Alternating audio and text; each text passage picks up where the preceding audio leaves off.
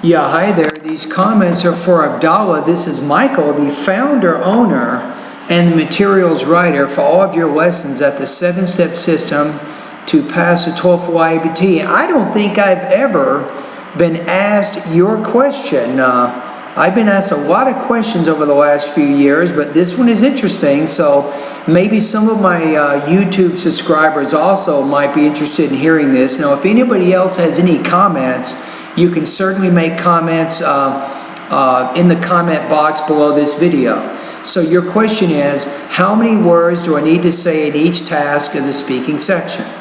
The last speaking score was 22.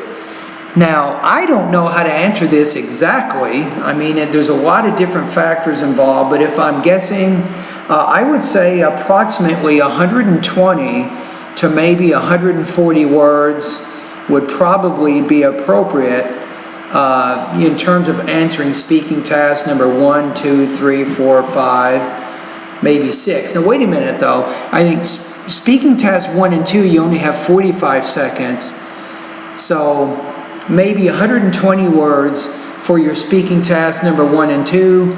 Then for speaking task 3, 4, 5, and 6 you can probably add another 30 or 40 words in there in the next 15 seconds of the speech. But I'm just kind of guessing here. It's kind of a strange question, but the real question that you have to ask yourself is, why are you getting a score of 22 out of 30? I think that's even more important than the question you're asking me, and that's exactly what I want to try to look at right now. So I'm going to go ahead and go to the rubrics, and I'm going to look at what your score is and give you a basic idea of what it means. Okay, so you're scoring around 22 points out of 30, right? So that means that you're scoring not quite in the 3 range. You're scoring actually in the 2 range. So it's not just how many words you're speaking. Abdallah, you're having most likely pronunciation problems. That's part of the reason why you're scoring in the 22 range. You have some awkward articulation, awkward intonation.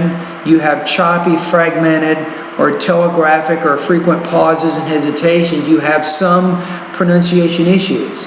Now, in addition to your pronunciation, most likely you have some language use issues. You could have what's called limited range and control of your grammar and your vocabulary. And that can also be causing you to get the score that you're getting. And of course, last but not least, you're having some problems with your topic development. Now, this is where, how many words you're using, but it's not what words you use. It's details, the details that you should be using to help support your generalizations. So it's actually better if you had 100 words with some generalizations and a lot of detail in there, as opposed to having 100 words with mostly generalizations and no detail at all. So it's not just, Abdallah, how many words you're using, it's exactly what kinds of details you're using to help support some of your generalizations, right? So I think that you're getting a score of 22 because of problems with your pronunciation, some problems with your grammar and your vocabulary usage, and also you're having some problems with your topic development, which means using details to help support some of your generalizations, also organizing your ideas in a way that are understandable to other people, right? So what do is you want to spend a lot of time at my online course, especially in the vocabulary, pronunciation, and the grammar parts of my course.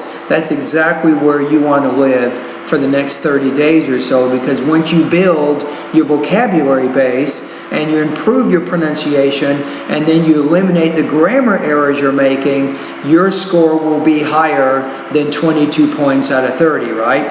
It's all a matter of being patient and solving these problems on a day-to-day, a week-to-week, and a month-to-month basis. You can do this. It takes some time, but you definitely can do this.